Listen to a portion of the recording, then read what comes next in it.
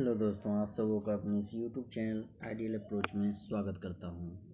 पिछली वीडियो में हमने 20 क्वेश्चंस को डिस्कस किया और उसमें भी बोला था कि आप पिछले वाली वीडियोस को रिवाइज करते रहें, पिछले वाले क्वेश्चंस को, चैप्टर्स को। तो आप रिवाइज करते रहें और ये बात मैं हर एक वीडियो में बोलता हूँ कि आप जितने भी पिछले वाले चैप्टर्स पढ़े हैं उसको आप रिवाइज ज़रूर करें, क्योंकि ये सबसे इम्पॉर्टेंट है। अगर आप रिवाइज नहीं करेंगे तो सब सारा मेहनत ख़राब हो जाएगा। चलिए शुरू करते हैं। कह रहा है किसी गाय को 728 रुपया में बेचने पर क्रय मूल्य 106। क्रय मूल्य का यहाँ होगा, गलती है यहाँ पे, यहाँ जरा सा एक सेकेंड, यहाँ पे जो है ये यहाँ का होना चाहिए था, छूट गया। हाँ, तो अब पढ़ते हैं। कह रहा है किसी गाय को 728 रुपये में बेचने पर क्रय मूल्य का, ठीक है, क्रय मूल्य का 106 लाभ होता है। क्रय मूल्य का 1/6 लाभ होता है, ठीक है। तो क्रय मूल्य ज्ञात करें। क्रय मूल्य पूछ रहा है, तो इसको बनाने के लिए क्या करना होगा? 728 रुपया में बेचा और क्रय मूल्य का 101/6, जितना भी मान लीजिए सीपी रहेगा, ठीक है, सीपी जितना भी रहेगा उसका 1/6 क्या होता है? लाभ होता है। समझ में आ रहा है? जैसे क्वेश्चन में बोल रहा है वैसे ही हम कर रहे हैं। लाभ कितना होता है? लाभ होता है जो सीपी है, यानी क्रय मूल्य का 1/6 होता है, ठीक है। ये हो गया टोटल लाभ। आगे कह रहा है कि 728 रुपया में बेचा, ठीक है, तो क्रय मूल्य क्या होगा? 728 रुपया में बेचा। एक चीज़ और देखें, तो पहले हम लंबा मेथड से बनाते हैं, ठीक है। तो सीपी है, सीपी मान लीजिए जो भी है, मान लीजिए सीपी को हम x मान लिए, ठीक है। तो x का 1/6 हो जाएगा और इसको अगर सॉल्व करेंगे तो हो जाएगा x/6 हो जाएगा। तो ये हो गया हमारा लाभ, क्योंकि ये टोटल जो भी निकाला जा रहा है ये तो लाभ का ही कैलकुलेशन किया जा रहा है ना। लाभ निकल गया। अब सीपी कैसे निकलेगा? आप जानते हैं कि सीपी अगर एसपी दिया रहे और लाभ दिया रहे तो सीपी बराबर होता है एसपी माइनस प्रॉफिट, ठीक, एसपी माइनस प्रॉफिट। तो एसपी कितना है? एसपी है 728, 728 है, 728 माइनस पी कितना है, यानी कि प्रॉफिट कितना है? x/6। तो इसको x/6 करते हैं, ठीक है। ये हो गया सीपी हमारा। या फिर ऐसे भी बना सकते हैं। चलिए इसको भी सॉल्व करते हैं। या नहीं तो आप और भी अच्छा से कर सकते हैं। क्या यहीं पे आपको कहानी ख़त्म कर सकते हैं? बनाने का बहुत सारा तरीका है, अपना अपना जैसे दिमाग यूज कीजिए वैसे बनेगा। हम जानते हैं कि CASP बराबर क्या होता है? लाभ दिया है और CP दिया है। CP हम माने हैं x और प्लस लाभ माने x/6, ये होता है। और इसकी अगर फॉर्मूला की बात करें कि अगर लाभ दिया रहे और CP दिया रहे तो फॉर्मूला क्या होता है? CP प्लस प्रॉफिट, ये होता है। तो CP को तो माने हैं x, माने हैं कि नहीं? यहाँ पे CP की जगह पे ही तो x दिए थे, CP को ही माने हैं x। तो ये हो गया CP प्लस प्रॉफिट कितना है?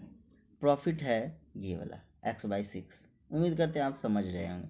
अगर नहीं समझ रहे हैं तो आप हमको कमेंट में पूछ सकते हैं। अब इसको क्या करेंगे, ये एलसीएम निकाले तो ये हो गया 6x और ये हो गया +x, क्योंकि यहाँ पर नीचे 1 होता है, 1 और 6 में डिवाइड करेंगे 6 बार में और ऊपर वाला से मल्टीप्लाई किए तो 6x आया ये, ठीक है।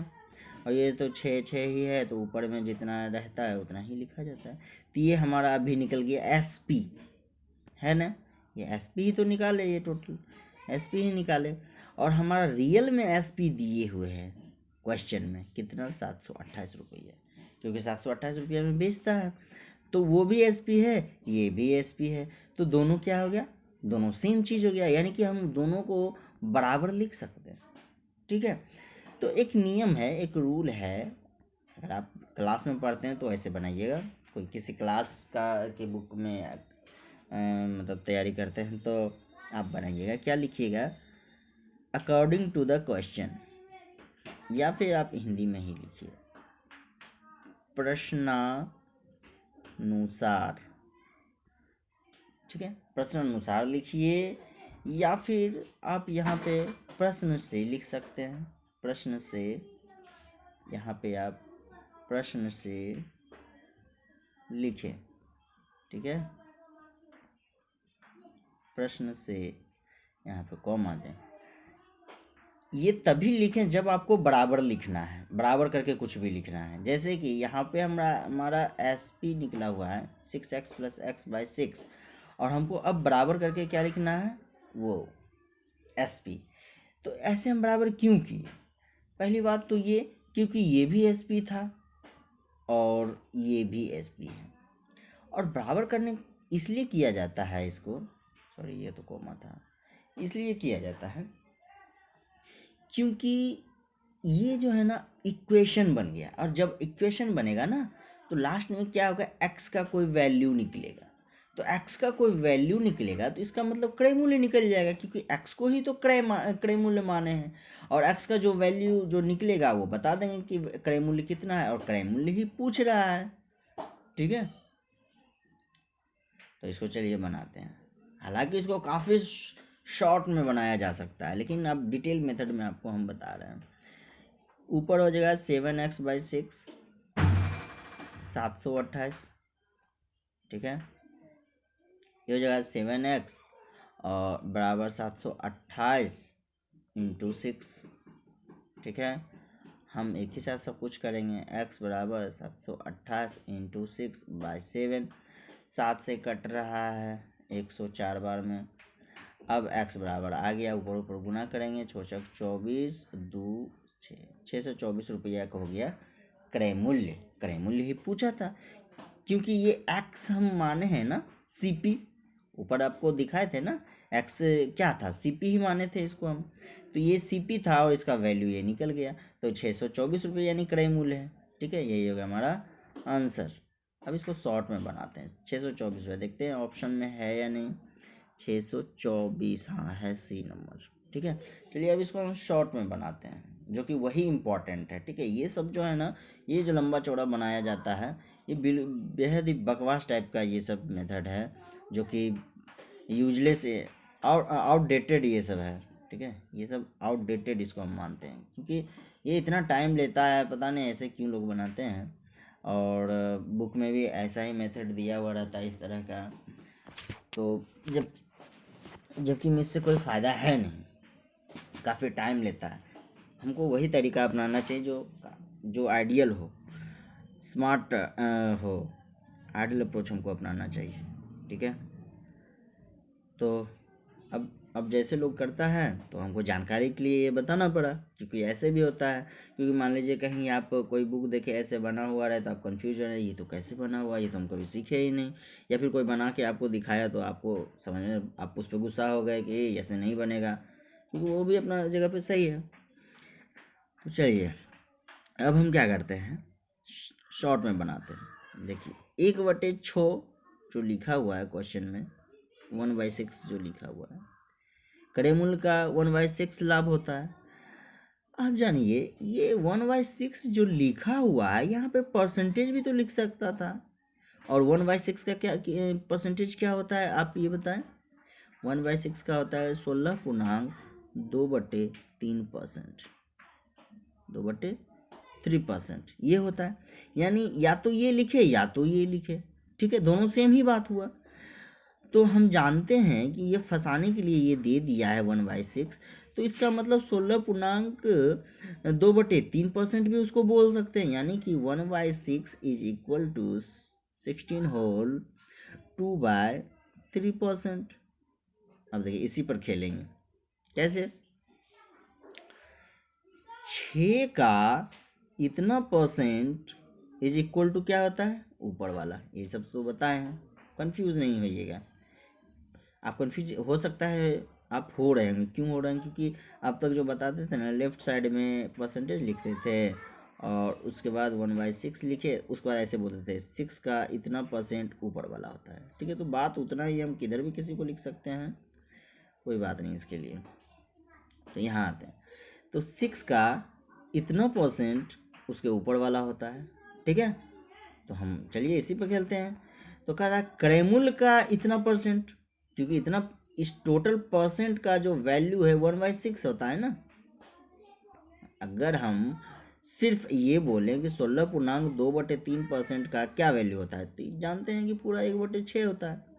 हमको बोल रहा है कि इतना, यानी कि इतना परसेंट बोलें या फिर हम डायरेक्ट बोलें 1/6, ये ध्यान रखिए, ठीक है। या इतना परसेंट बोलें या फिर 1/6 बोलें, बात बराबर है, ठीक है। आप ये बात ध्यान रखें। तो 6 का इतना परसेंट 1 होगा कि नहीं? 6 का इतना परसेंट 1 होगा, यानी 6 का 1/6 1 के बराबर होना चाहिए, समझ रहे हैं? क्योंकि इसका मतलब 1/6 आपको बताया ना। तो बोल रहा है ना क्रय मूल्य का, सॉरी यहाँ पे का है, मिट गया था, का है। तो क्रय मूल्य का 1/6 लाभ होता है ना, तो क्रय मूल्य हो गया 6, मान लिए हम। रियल में नहीं है 6, लेकिन इसको हम मान लिए, ऐसे मान के चलेंगे तो बन जाएगा। तो क्रय मूल्य का 1/6 हो जाएगा 1 के बराबर, होगा कि नहीं? क्योंकि ये जो है इतना का इतना बराबर, ये है ना। तो हम क्रय मूल्य हमारे पास क्या हो गया, अब हम पूरा समझाते हैं।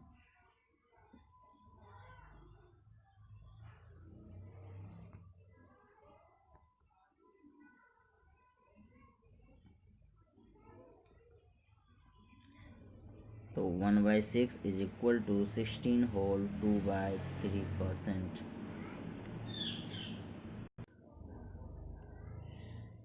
ये रहा। तो हम CP मान लेते हैं। ऐसी चीज़ों में ना आपको मानना पड़ता है, आपको ढूंढना पड़ेगा कि हम किसको क्या माने।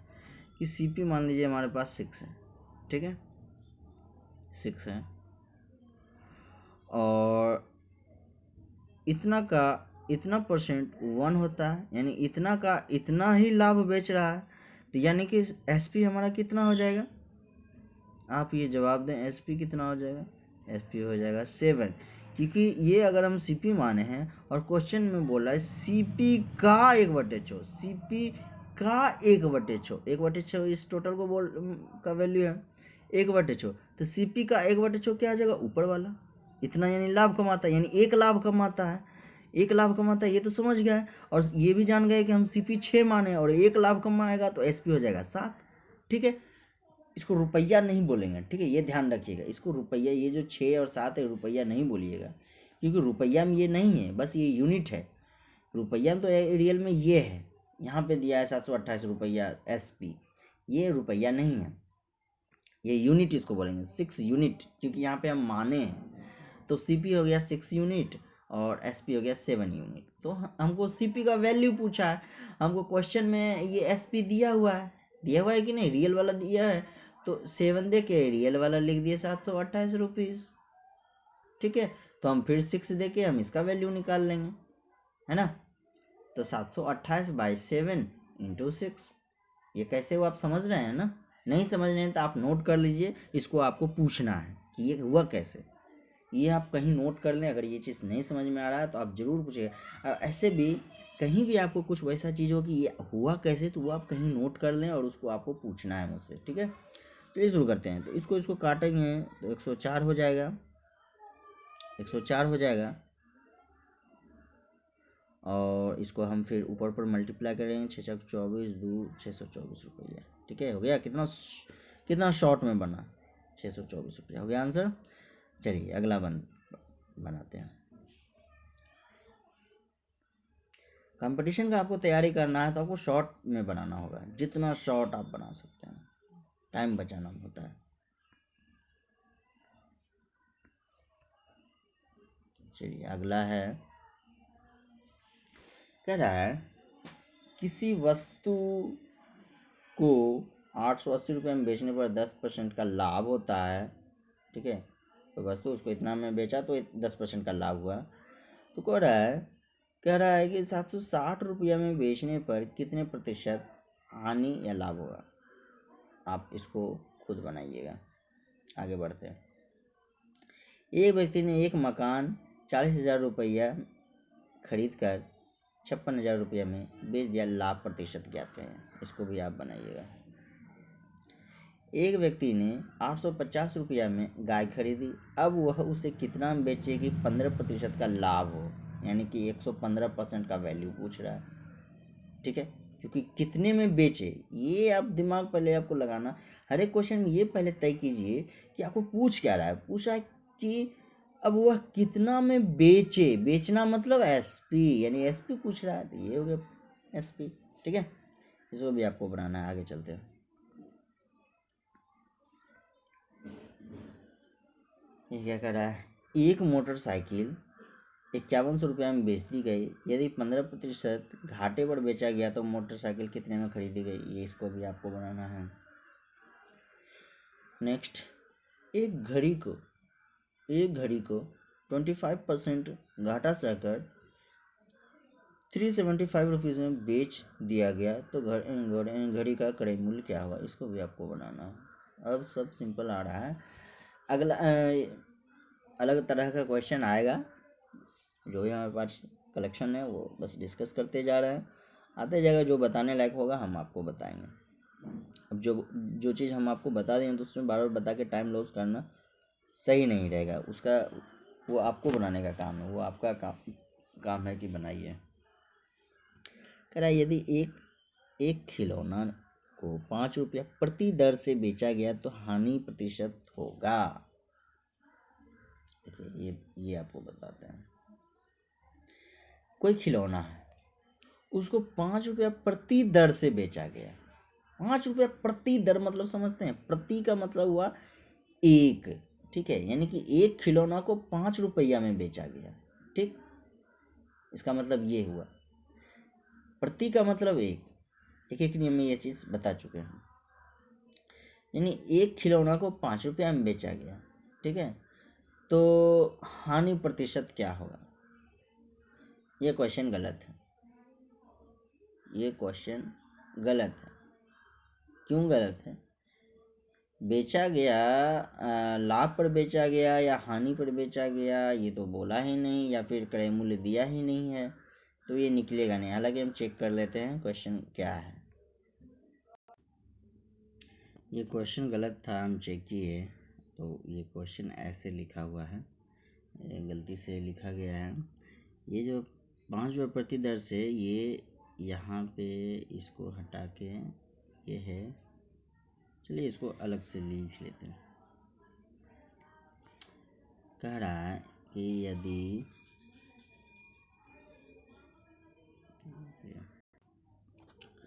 ये क्वेश्चन है हमारा, ठीक है, रियल में ये क्वेश्चन है।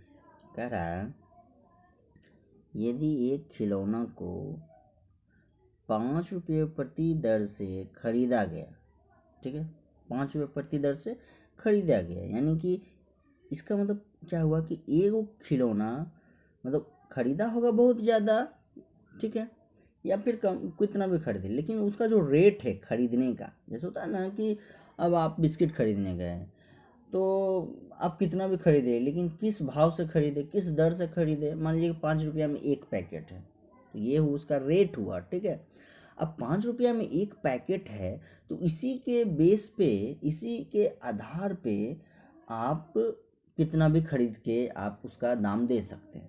अगर आपको ये रेट नहीं पता होगा ना, किसी 1 यूनिट का रेट पता नहीं होगा तो आप फिर दाम नहीं निकाल पाइएगा। अगर मान लीजिए कि 5 पैकेट बिस्किट लेना है तो कितना हमको देना पड़ेगा। तो ये कहीं ना कहीं वो 1 यूनिट वाला ही कॉन्सेप्ट काम करता है। ये हम एक एक नियम में यूनिटरी मेथड में बता चुके हैं कि किसी का रेट, किसी का भी कुछ निकालने के लिए सबसे पहले 1 यूनिट का पता होना चाहिए, तभी वो आगे कुछ भी निकलेगा।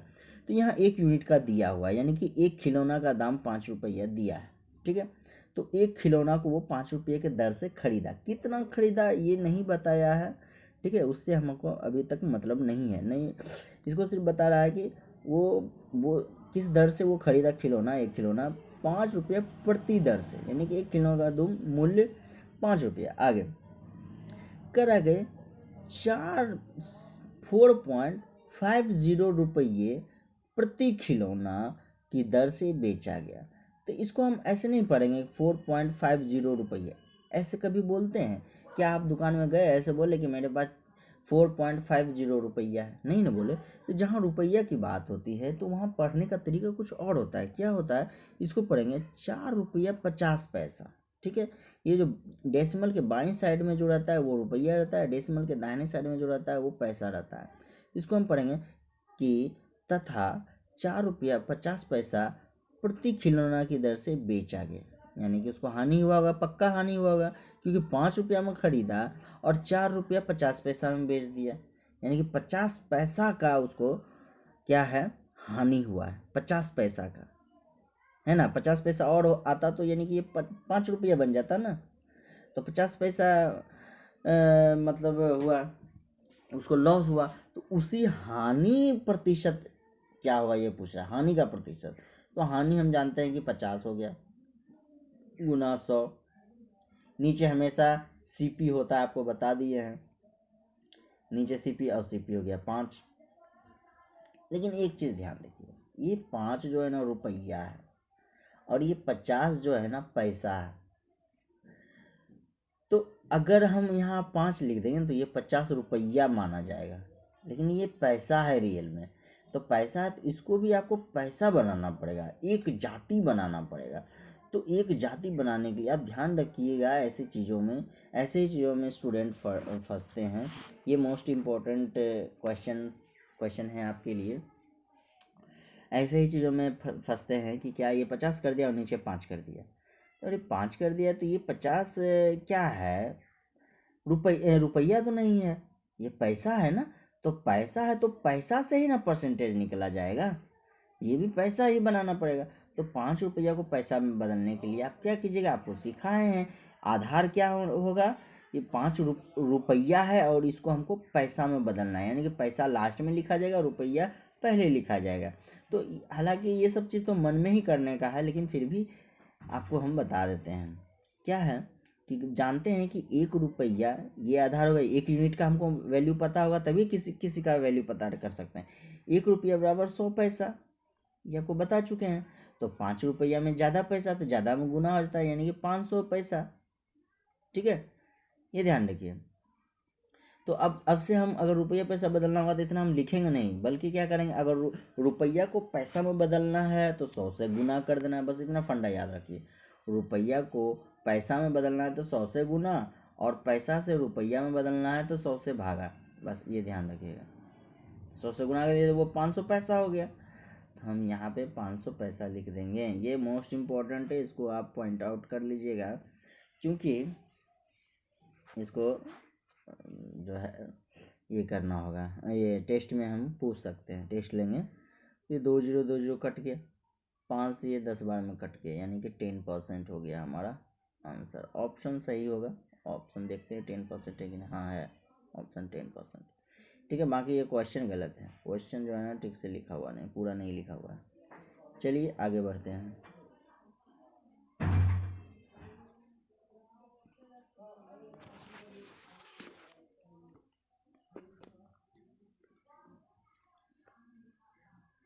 आगे है, ये क्वेश्चन है, कह रहा है एक घड़ी 20% हानि से इतना में बेची गई तो घड़ी का क्रय मूल्य, ये भी आपको बनाना है। किसी वस्तु को 100 रुपया में बेचा गया तथा उस पर ₹20 का लाभ कमाया गया तो प्रतिशत लाभ ज्ञात करें। प्रतिशत लाभ ज्ञात करें, इसको दिमाग लगा के आपको बनाना है, ये भी बहुत आसान है। आगे, एक व्यापारी ₹3000 का माल खरीदता है, इस राशि में 500% की छूट मिलती है तो वास्तव में कितने रुपये देने पड़ेंगे। ठीक है, एक व्यापारी यानी बिजनेसमैन है, वो ₹3000 में कोई माल खरीदता है, वो खरीदता है तो उसमें से 5% छूट मिलता है, तो वो जो छूट मिलता है 5%, तो वास्तव में कितने रुपये देने पड़ेंगे। यानी कि ये 5% का जो वैल्यू है उसको घटा देंगे इसमें, तो वो ही रुपया हमको देना पड़ेगा। इसको भी आप बनाइएगा, कुछ दिमाग लगाने के लिए आपके लिए छोड़ देते हैं। आगे देखते हैं, ये रहा, कह रहा है एक घड़ी ₹400 में खरीदी गई और ₹425 में बेच दी गई तो कितने रुपये का लाभ हुआ। तो आसान है, आप बनाइएगा। एक रेडियो ₹1400 में खरीदा गया और ₹1600 में बेचा गया तो कितना प्रतिशत लाभ हुआ। एकदम सिंपल है, इसको आप बनाइएगा। अगला, ₹15 में एक पुस्तक खरीदी गई और ये ₹10, ये इसको आप रुपया की बात रहा तो इसको कैसे पढ़िएगा, इसको पढ़िएगा, और ₹10.25 में बेच दी गई तो कुल हानि क्या हुआ, इसको भी आप बनाइएगा। आगे, एक रेडियो का क्रय मूल्य ₹500 है, उसे ₹400 में बेचा गया तो कितने प्रतिशत की हानि हुई, इसको भी आपको बनाना है। बिल्कुल भी आसान क्वेश्चन है, ये सब बहुत ही आसान क्वेश्चन है, प्रैक्टिस के लिए दे दिए हैं आपको, इसको प्रैक्टिस करना है बना के। आगे कह रहा है एक गाय ₹800 में खरीद कर 25% लाभ पर बेच दी गई तो गाय का विक्रय मूल्य निकालें। यानी कि 125% का वैल्यू पूछ रहा है। ठीक है, खरीदी गई, ये 100% का वैल्यू है, पूछ रहा है 125% का वैल्यू। ठीक, आप ही बनाइएगा इसको। आगे, एक टीवी सेट का क्रय मूल्य ₹4000 है, 10% लाभ के लिए उसे कितने में बेचा जाए। सिंपल है, आगे बढ़ते हैं। एक घोड़ा के जिसका क्रय मूल्य ₹1200 है तो 20% हानि पर बेचा गया तो घोड़ा का विक्रय मूल्य क्या, इसको भी आपको बनाना है। आगे बढ़ते हैं, सब सिंपल है, सारा क्वेश्चन सिंपल है। जो इम्पोर्टेंट रहेगा मुझे बताना चाहिए, वो मैं ज़रूर बताऊंगा। बाकी जिसमें दिक्कत होगा बढ़ाने में आपको, फिर भी नहीं बन रहा हो तो आप हमसे कांटेक्ट कर सकते हैं। कह रहा है एक गाय का विक्रय मूल्य ₹840 है। एक गाय का विक्रय मूल्य कितना, ₹840। यदि गाय 30% हानि पर बेचा गया तो गाय का क्रय मूल्य क्या है, इसको आप बनाइएगा। आगे कह रहा है एक बिजली के पंखे का विक्रय मूल्य ₹910 है। ठीक है, विक्रय मूल्य यानी कि बेचा, एसपी। यदि पंखा 30% हानि पर बेचा गया तो पंखा का क्रय मूल्य क्या है, इसको भी आप बनाइएगा। आगे बढ़ते हैं, किसी वस्तु को 10% हानि पर बेचने से इतना रुपया मिलते हैं तो वस्तु का क्रय मूल्य क्या है, इसको भी आप बनाइएगा। तो आज के लिए इतना ही रहने देते हैं, फिर आगे हम 20 क्वेश्चन लेके आते हैं और जल्दी ही ख़त्म करने का कोशिश करेंगे, क्योंकि प्रॉफिट एंड लॉस ऐसे में काफ़ी लंबा जाएगा, बहुत सारा कलेक्शन है क्वेश्चंस का। तो चलिए आज के लिए इतना ही, धन्यवाद।